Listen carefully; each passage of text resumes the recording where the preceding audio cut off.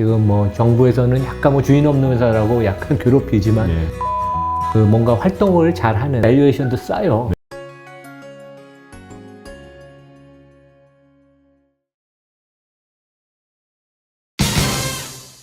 안녕하세요. 예, 내용 자이언트TV 안국성 기자입니다. 인플레와 경기 침체를 걱정하던 게 연초인데 은근히 또 연착륙 내지는 노랜딩 기대감까지 최근에 거론이 되면서 또 주식시장 1월 이후로 반등 좀 했었죠. 다시 또 2월에 들어서면서 이런 기존의 디스인플레이션에 대한 기대감과 연준의 금리 인하를 선반영하는 시장이 조금씩 미국의 엄청나게 강한 고용과 끈적한 물가로 인해서 좀 다시 좀 주식시장이 흔들리고 있는 모습입니다. 연세대 국제대학원의 이남훈 교수님 모시고 말씀 나눠보도록 하겠습니다. 교수님 사실 작년 시장 한창 흔들릴 때 그때 한번 저희가 모셨었는데 그때가 저 약세장의 끝이었던 거예요. 작년 10월 그리고 11월 이렇게 바닥 한번 진짜 터치했을 때였지 않습니까? 그때 이후로 좀 시장이 1월에 꽤 달려왔는데 좀 연초 랠리에 대해서는 좀 교수님께서 어떻게 보셨는지 궁금합니다. 그러니까 뭐 그 실제 전문가라는 사람이 몇 월 오르고 몇 월 빠지고 뭐 상저하고 뭐 이것도 솔직히 예측하기는 어렵습니다. 근데 제가 가을부터 이제 얘기를 했던 게 아마 여기서도 얘기했고 제 유튜브에서도 얘기했고 다른 데에서도 밸류에이션을 놓고 볼 때 작년 가을 수준이면 미국이건 한국이건 바닥권에 근접한다. 실제 바닥이라는 것은 우리가 이제 지나가고 한참 후에 되돌아보면 알지만 바닥일 때는 몰라서 무릎 밑이라고 제때 얘기를 했어요. 맞습니다. 그래서 이제 기본적인 스탠스는 그때랑 똑같습니다. 그래서 미국이 그 경기 침체가 올지 안 올지는 정확하게 모르겠어요. 하지만 제 경험에 의하면 경기 침체가 혹시 온다고 해도 아주 마일드한 약한 경기 침체고 그다음에 earnings risk, 기업 이익이 안 좋아지는 걸 어느 정도는 시장이 지금 반영을 했기 때문에 과거 9월 말 10월 초 미국이나 한국 주가의 저점은 다시 테스트한다고 보진 않고 물론 이제 최근에 뭐 한 1, 2주 사이에 장이 흔들리는 거 보면 인플레이션에 대한 우려 뭐 이런 게 있지만 너무 인플레이션에 대해서 우리가 낙관을 시장이 했던 거가 저는 오히려 화근이 됐던 거고 기본적으로 작년은 인플레이션이 그 키워드라고 하면 올해는 성장률, 그 성장률이라는 거는 경제 성장률이건 기업 이익의 성장률이건 결국 그 성장률의 바닥이 언제고 어떻게 회복을 보이느냐. 그래서 이제 인플레이션이 시장을 괴롭히긴 하겠지만 시장을 망치는 그런 팩터는 아니다. 그래서 인플레이션은 하여간 우리가 관심을 두고 보지만 올해는 오히려 개별 종목 장세가 연출이 된다고 보면 시장이 빠질 때마다 내가 눈여겨둔 본 좋은 주식을 살 수 있는 기회다. 그렇게 생각하면 되고 결국 지금 주가가 많이 빠진 것은 우리가 또 냉정하게 생각해 보면 한 두세 달 사이에 테슬라 메타가 한 2배 이상 올랐습니다. 그래서 금리의 핑계를 대면서 밸류에이션이 목에 찼어요. 제가 이제 제 영상에도 지난 주말에 올렸는데 뭐 테슬라 퍼가 20배 하던 게 지금 50배가 넘었고 메타가 12배 하던 게 20배가 됐거든요. 그래서 당연히 단기적으로 주가가 밸류에이션에 부담을 받을 수밖에 없고 왜냐하면 메타가 구조조정을 하고 테슬라가 그러한 심각한 우려 상황은 아니라고 해도 여전히 수요나 어닝스, 기업 이익에 관한 리스크가 있거든요. 근데 메타퍼가 20배고 테슬라가 50배 정도 된다면 당연히 밸류에이션이 부담이 되죠. 그래서 당연히 지금은 주가가 받을 시점이고 뭐 그것이 너무 이상한 것이 아니고 오히려 장이 망가졌다고 볼 생각은 그런 시기는 아니다. 오히려 내가 관심 있고 좋아하는 주식이 이번에 한 뭐 1, 20% 빠진다면 아니면 그 이상 빠진다면 되게 담을 수 있는 그런 시점이라고 봅니다. 최근에 월가에서는 이제 시장과 연준의 온도차를 계속 이제 지적을 해왔지 않습니까? 심지어 최근에 모건스탠리 마이클 윌슨 CIO는 이제 S&P 500의 리스크 프리미엄 기준으로 이제 비교하면서 주식이 데스존에 진입했다 이렇게 뭐 좀 경고를 이제 했는데 이러다 보니까 뭐 다른 IB 골드만에서도 뭐 정착륙을 가정을 한다면 3,000까지도 3,000 초반까지도 S&P 500이 떨어질 수 있다 이렇게 경고를 했는데 현재 미국 주식 상황은 좀 밸류에이션상 비싸다고 보시는 것 같고 올해 연중 흐름을 좀 어떻게 보시나요? 그러니까 마이크 윌슨이 작년에 기가 막히게 잘 맞췄죠. 연초 시작할 때도 베어리시 했고 10월에 기술적인 반등이 상당히 1월까지 있을 것이다. 기가 막혀 맞췄는데, 뭐 계속 맞추기는 어려워요, 전략가가. 그 다음에 이제 고만의 커스티는 제가 이제 자료를 꼼꼼히 보는데, 이분은 거의 계속 틀렸어요. 예. 그래서 두 사람 다 지금 상황에서는 꺾기는 좀 어려운 상황인데, 이제 그거는 맞습니다. 제가 아마 작년 가을에도 나왔을 때 말씀을 드렸는데, 연준이 내부에서 회의할 때 뭐 이런 주가 얘기를 하긴 하죠. 왜냐면 금융시장의 어떤 경색의 정도, 그 다음에 과열의 정도를 할 때 주식시장도 보죠. 하지만 이제 주가를 목표로 절대로 연준은 하진 않지만, 파웰이건 이제 연준 멤버들 아니면 이제 이코노미스트들, 박사급 인력들이 보는 것 중에 하나가 그 S&P 기준으로, 그러니까 미국은 전문 투자가들이 보는 게 S&P 500이거든요. S&P 기준으로 밸류에이션이 얼마만큼 와 있느냐. 그래서 이제 제가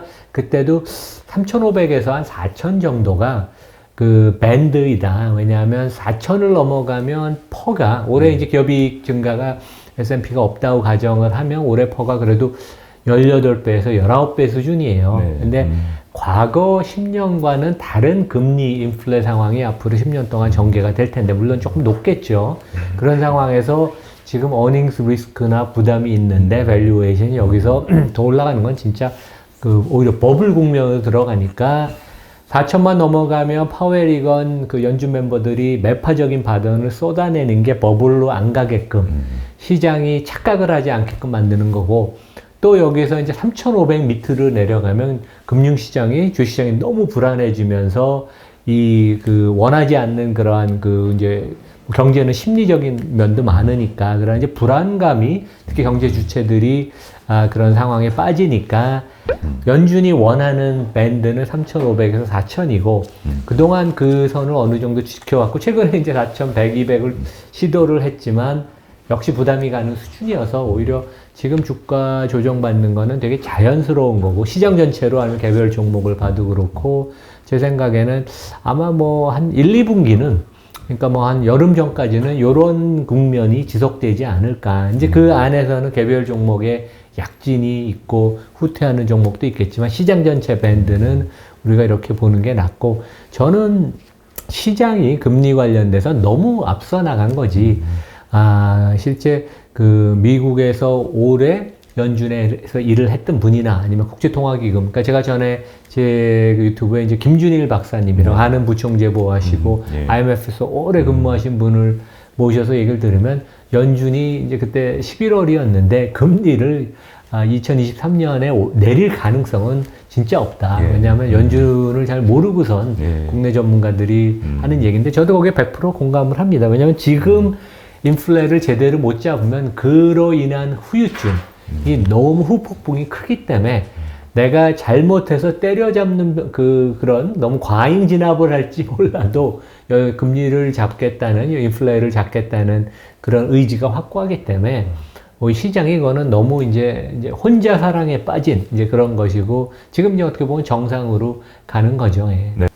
그래서 제가 채권 금리를 보다 보니까요. 최근에 또 미국채 10년물 기준으로 거의 3.9%. 그렇죠. 어제 네. 3.94로 거의 4%에 근접했는데 이러다 보니까 채권 시장은 2023년에는 금리 인하가 없다라는 걸 이미 주식시장보다 빠르게 반영을 했고 오히려 연준과의 괴리를 좀 더 많이 좁혀나간 상태인데 또 하이힐드 채권 스프레드만 보자면 또 작년 전저점을 터치할 정도로 높게 치솟지는 또 않는 모습입니다. 그러다 보니까 교수님께서 최근 채권 시장 움직임과 프라이싱은 어떻게 해석하고 계신지 궁금합니다. 그러니까 이게 이제 시장이 이렇게 요동을 칠 때 보통 이제 주식 투자하는 분들이 약간 평온한 정상적인 국면에서는 채권 시장 거의 금리를 안 보죠. 환율은 조금 보긴 하지만, 그러니까 우리 국내 투자가나 이제 미국 투자가 다 환율에 예민하니까. 근데 이제 이러한 약간 비상 국면, 이제 변곡장 같은 때는 채권 시장을 보고 실제 채권을 하는 분들이 훨씬 더 잘해요.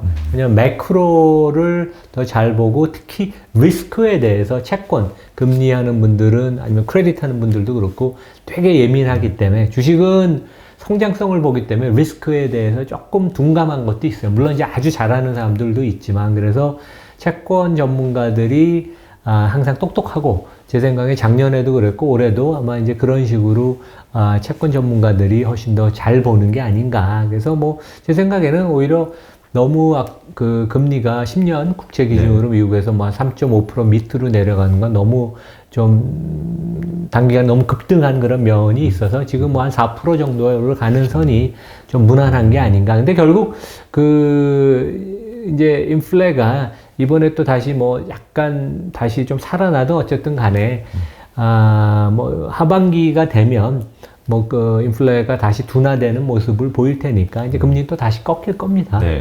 네. 하반기에 들어서 좀 안정을 해도 찾을 것이다. 그러면 거꾸로 이제 사실 작년 하반기 시장 흔들릴 때도 미국채 10년물 기준으로 4% 위로 뛸 때마다 뭐 당시 또 채권 전문가분들은 이거 미국채 살 때다 이렇게 많은 매수콜을 하셨는데 채권 사기 좋은 시절이 맞다 이렇게 말씀 주셨는데 이 요즘 최근 시장도 다시 좀 그 채권 사기 좋은 시장으로 가는 것 같아서 그렇죠. 예. 그러니까 뭐 금리가 이렇게 높으면 뭐 제 생각에는 특히 이제 그 주식 시장이 과매도가 그러니까 우리 뭐 코스피 기준으로 2100 아니면 S&P가 3500 찍을 때 이제 과매도되고 개별 종목이 테슬라 100달러 네. 아니면 메타 뭐 8, 90달러 했던 과매도된 국면 같이 채권 금리도 뭐 미국 10년 국채 금리건 국내 금리건 금리가 너무 급등하면 과매도된 거니까 그런 기회는 되게 자주 오지는 않죠. 그래서 그런 기회를 활용하는 게 되게 좋습니다. 한국 주식 하시는 분들은 결국 외국인 수급이 좀 중요한데 환율이 이렇게 오르다 보니까 올해도 힘든 거 아닌가 이렇게 생각을 하시는 것 같아요. 환율과 좀 이 외국인의 약간 한국 주식 매수에 대해서 어떻게 보시나요? 그러니까 제일 그 변수 중에 진짜 잘하는 전문가들도 항상 틀리는 게 환율입니다. 네. 그래서 뭐 주식시장 금리는 잘 맞히는 사람들이 꽤 있어요. 그러니까 장기간 잘 맞히는 분들이 있고 그런 분들이 이제 전문가로 인정을 받는데 환율은 예외 없이 거의 대부분 다 틀리고 네. 그게 이제 경제 금융 이슈뿐만 아니라 정치적인 이슈, 사회적인 이슈, 그다음에 돌발 이벤트에 의해서 기본적으로 또 외환시장은 제로섬 게임 아니에요, 되게.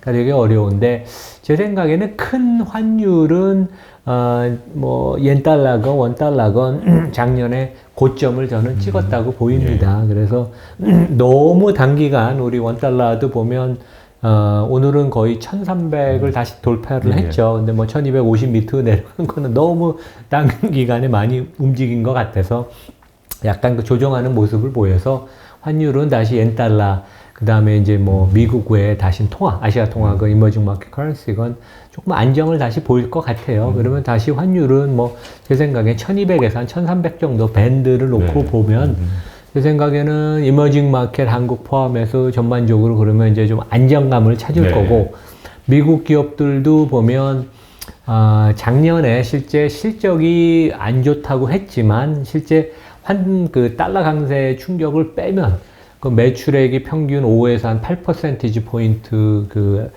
손해를 받고 순이익은 그보다 더 그 임팩트가 컸기 때문에 금년 들어서 아마 2분기, 3분기쯤 되면 환율이 조금 다시 안정되면 미국 기업 이익이 생각보다 환율 때문에도 긍정적인 그런 그 바람이 좀 불 수 있어요. 그래서 제 생각에는 환율이 지금 뭐 올라가는 것은 이제 미국 금리가 너무 이제 금리가 너무 과도하게 떨어져서 이제 그것에 대한 반작용으로 이제 금리가 다시 올라가는데 환율도 이러다가 다시 이제 안정을 되는. 그래서 작년에는 여러 가지가 모두 불균형점에서 비정상적이고 불안한 상태였는데 올해는 이제 정상으로 가고 균형으로 가는 과정이지만 그게 일직선으로 가는 건 아닙니다. 금융시장은. 이제 우리가 그렇게 조금 큰 그림을 보면 너무 이렇게 단기적인 움직임에 우리가 신경을 많이 쓸 필요는 없다. 이제 그렇게 생각을 합니다. 알겠습니다. 뭐 최근에 사실 뭐 연초부터 미국 외 주식, 미국 외 자산이 신흥국 자산 위주로 좀 유망하다 이런 의견들은 IB에서도 글로벌 IB에서 많이 나왔던 것 같은데 교수님께서는 최근 이 글로벌 돈의 흐름을 어떻게 좀 보고 계신가요?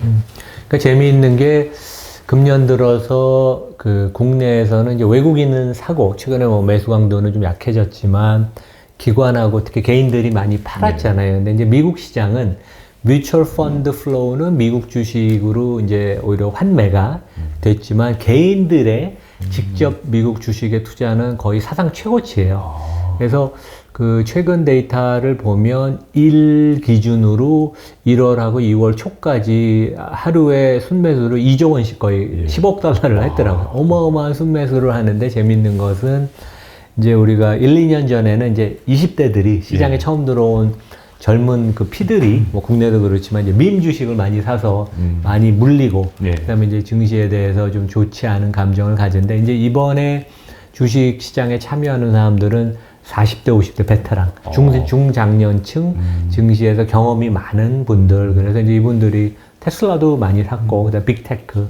그러니까 이제 두루두루 좀 그 우량주, 네. 그다음에 이제 과매도된 그 블루칩, 빅테크들을 사서 조금 의미가 있는 것 같아요. 그런 면에 있어서는 미국 시장에 이제 최근에 보면 이제 회복되는 모습, 뭐 최근에 이제 며칠간은 이제 조정을 지금 받고 있지만 꽤 의미가 있는 것 같고, 이제 오늘도 제가 그 전 세계에서 거의 제일 큰 펀드의 글로벌 PM들이 한 5년 만에 한국을 방문했어요. 되게 좋은 사인입니다. 그러니까 한국 성장이 없어서 네.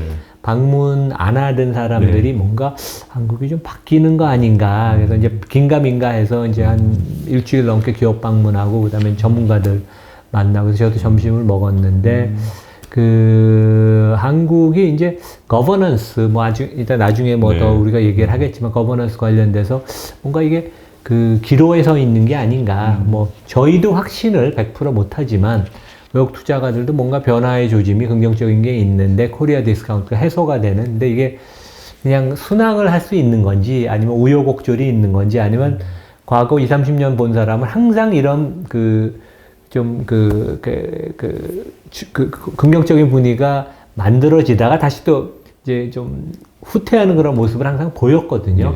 그래서 이제 다시 그러한 과거의 모습인지 이제 그런 걸 되게 체크하고 싶어 하는 것 같아요. 그래서 기본적으로 이머징 마켓에 대해서는 한국과 대만, 뭐 우리 이 두 나라는 이머징 마켓이지만 실제 별개의 나라거든요. 기업들도 선진국 기업들보다도 더 우수한 기업들이 많아서. 그래서 기본적으로는 이제 이머징 마켓이 워낙 그동안 최근에 언더퍼폼하고 아시아 이머징 마켓에서 돈이 너무 많이 빠져나갔어요. 지난 3년 동안. 그러니까 2008년, 9년 금융위기 때 아시아 이머징 마켓 팔고 나간 것보다 최근 3년에 더 많이 팔았거든요. 그래서 너무 적게 들고 있기 때문에 뭐 당연히 반등한다고 생각을 해서 돈을 투입을 한 거고, 그 다음에 기계주문, 알고주문도 많았던 거고, 펀디멘털하게 큰 돈이 아직은 들어오진 않았습니다. 그래서 이제 이머징 마켓은 약간 조금 뭐 이렇게 유행 타는 그런 식인 것 같고, 근본적인 뭐가 돌아서는 모습은 아직 투자가들이 확신을 못 하는데, 한국 시장은 이제 최근에 일어난 뭐 이제 행동주의자들의 움직임, 기업들이 거버넌스가 좀 변한 관행, 그 다음에 우리 제도, 공개 매수 제도도 이제 정부가 발표를 했고, 이제 입법화해서 내년에 시행한다고 그래서 그 전에도 이미 지금 2건이 그 진행이 되잖아요. 되게 SM도 그렇고 오스템도 그렇고 이제 이런 건 되게 긍정적인 변화여서 이게 지속이 되고 물꼬가 터져서 한국의 거버넌스의 개선이 있다면 이사회 중심의 경영 그러면 이제 외국 자금들이 본격적으로 큰 돈들이 아직 안 들어왔습니다. 그래서 이제 그런 걸 우리 기대해 볼 수는 있죠. 뭐 혹시 뭐 최근에 뭐 이제 저 금융권 분들 보시면서 교류하시면서 워런 버핏의 이런 TSMC 매도의 배경에 대해서는 뭐 어떤 또 말들이 오가고 있는지 좀 궁금합니다. 그러니까 되게 뭐 그분의 마음에 들어가서 우리가 알 수는 없는데 아마 이제 단가 $70, 그러니까 이제 미국에 상장된 ADR 그 기준으로 한 $70에 사서 한 $90 정도에 팔아서 뭐 몇 달 사이에 30% 이익을 냈죠. 뭐 대단한 그 투자인데 제 생각에는 이제 그분은 아주 펀디멘탈하게 보고 장기 투자를 하기 때문에 실제 본인이 생각한 것처럼 펀디멘탈의 개별 기업 산업의 펀디멘탈의 변화는 없는데 주가가 더 많이 빠졌으면 오히려 더 샀었을 거예요. 왜냐하면 내가 그 저점 매수라면 매수 단가가 더 내려가니까. 근데 의외로 뜻밖의 주식을 한 85% 매도를 했죠. 자기 포지션 중에. 그거는 제 생각에는 지정학적인 리스크에 대해서 부담을 느낀 게 아닌가. 그러니까 이제 양안 관계, 중국과 대만의 긴장, 이제 이런 것은 뭐 TSMC나 개별 기업, 뭐 실제 그 회사가 할 수 있는 그 관리할 수 있는 리스크는 아니잖아요. 그리고 투자가 입장에서는 그것을 측정할 수도 없고 감내하기도 어려운 리스크여서 아마 그런 것 때문에 제 생각에는 매도를 한 게 아닌가. 그래서 이제 그런 생각이 듭니다. 왜냐하면 워런 버핏은 그렇게 뭐 3달 동안 30% 수익을 냈다고 기분 좋게 파는 그런 스타일이 아니기 때문에 우리가 생각 못한 기본적인 전통 분석에서 반영하지 못한 리스크. 근데 그건 제 생각에는 지정학적인 양안 관계 리스크 그것밖에는 없는 것 같아요. 왜냐하면 TSMC가 변한 게 하나도 없고 4분기 실적도 괜찮고 올해 우려가 된다고 했지만 뭐 그 챗GPT 이런 것 때문에 최근에 그 GPU 주문도 많고 그래서 1월 달 매출도 괜찮았거든요. 생각보다 훨씬 좋았는데 그래서 뭐 주가도 상당히 높게 유지가 되고 그랬는데 그래서 저는 기본적으로 우리 투자가분들이 당연히 국내에선 삼성전자를 들고 가야 되고 왜냐하면 과거 트랙 레코드도 있고 성장이 계속 높은 분야에서 압도적인 경쟁력이 있으니까 그리고 하이닉스는 꼭 들고 갈 필요는 없어요. 왜냐하면 삼성전자랑 하이닉스랑 비즈니스 모델이 겹치는데 리스크가 삼성전자가 적습니다. 그리고 과거 주가의 패턴을 봐도 삼성전자가 하이닉스보다 못하진 않아요. 빠질 때 덜 빠지고 안정성이 있거든요. 오히려 그래서 둘 중에는 당연히 삼성전자 하나 갖고 가면 되고 반도체를 더 투자하고 싶으면 TSMC 이제 미국에 상장된 TSM을 ADM 죠? 사는 게 되게 현명한 되게 투자가 아닌가. 아니면 뭐 그냥 SOX, SOX 반도체 업종 ETF를 사도 되는데 SOX에는 삼성전자는 없습니다. 어떻게 보면 비싸다라는 얘기는 나오지만 그럼에도 장기 성장 전망은 밝은 이 2차전지 섹터에 대해서 삼성전자만큼이나 좀 뭔가 제2의 삼성전자가 이 한국의 배터리 산업에서 나올 가능성이 있다고 보시는지 좀 궁금해요. 그러니까 배터리 2차 전지 뭐 LG 엔솔이든 삼성 SDI든 이제 SK 이노베이션 아니면 그 하단에 있는 다운스트림 회사들 보면 성장성이 높은 건 맞습니다. 그러니까 이제 반도체가 장기적으로 물량 기준으로 보면 한 연평균 10%씩 계속 성장을 했어요. 지난 40년, 50년. 앞으로도 그 정도 성장할 것 같아요. 근데 이제 사이클이 좋을 때는 가격이 올라가면서 훨씬 더 성장이 높고 올해 같이 이제 다운턴이 이제 꺾이는 국면에서는 물량도 뭐 위축이 되지만 이제 가격이 하락해서 이제 이게 변동성이 심한데 연 10% 제가 말씀을 드렸는데 배터리는 뭐 전문 그러니까 월가 증권사마다 이제 약간 틀리긴 하지만 기본적으로 한 10년, 20년은 물량 기준으로 한 연 20%는 성장을 한다. 그러니까 당연히 성장성은 높지만 그것이 과연 이익으로 나타난다는 보장은 없어요. 특히 지금 이제 뭐 한 5%대 LG 엔솔 같은 데는 이익을 낼까 말까 하는데 회사는 이제 뭐 올해 한 7, 8% 낸다고 영업이익 기준으로 한다고 그러는데 과연 이 자동차 업체들이 물론 테슬라는 두 자릿수 영업이익을 내지만 기본적으로 10% 이상 영업이익률을 내는 자동차 회사는 대량 그 볼륨을 파는 업체 중에는 없었고 앞으로 전기차로 간다고 그래서 과연 마진이 얼만큼 높아질지 그 완전 테슬라처럼 비즈니스 모델이 틀린 그 경우가 아니면 그래서 실제 고객은 마진이 높지 않은데 그 다음에 그 하단에 있는 또 원재료 회사들은 그 프라이싱 파워나 독점력, 과점력이 있는데 그 가운데 껴서 제 생각에는 마진을 생각보다 벌기도 어렵고 그게 단순하게 마진을 많이 벌겠다고 가정을 애널리스트에 하는 건 너무 나이브한 생각이에요, 되게. 그래서 저는 생각보다 실망한 가능성이 있다. 그래서 오히려 그거보다는 다운스트림에서 그 뭔가 활동을 잘하는 포스코 홀딩 같은데 그러니까 포스코 홀딩은 밸류에이션도 싸요.